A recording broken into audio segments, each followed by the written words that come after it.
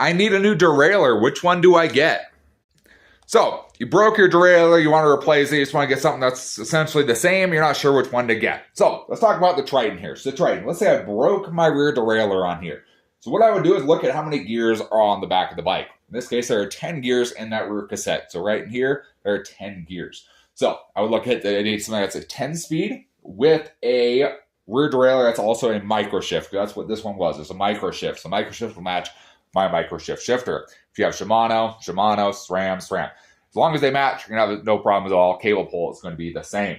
So that's what you're looking for a rear derailleur. You're looking for how many gears are on that rear. So that's why you'll see 8-speed, 9-speed, 10-speed. It's really just talking about the rear gears on there, because you could essentially have 10 back here and you could have 1, 2, or 3 up here, and it's still going to work on the rear derailleur. So pretty simple there. The other thing you want to look for is going to be the cage length. So they make different length cages on there. As you get into more expensive derailleurs here and expensive group sets, you're going to find there's going to be a short, medium, and a long cage. And it's really just going to depend on the size of your rear cassette, size of the largest cog on the rear cassette.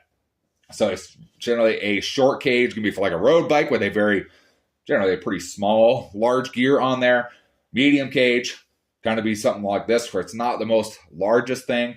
And then a large is going to be, or a long cage is going to be kind of something you'd see on a normal mountain bike, where you have pretty much a large rear cassette, pretty much a large rear gear.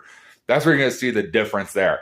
Sometimes they get measurements. You can always measure them and kind of compare them if there's multiple options. Sometimes there's just one option. You just go for that one.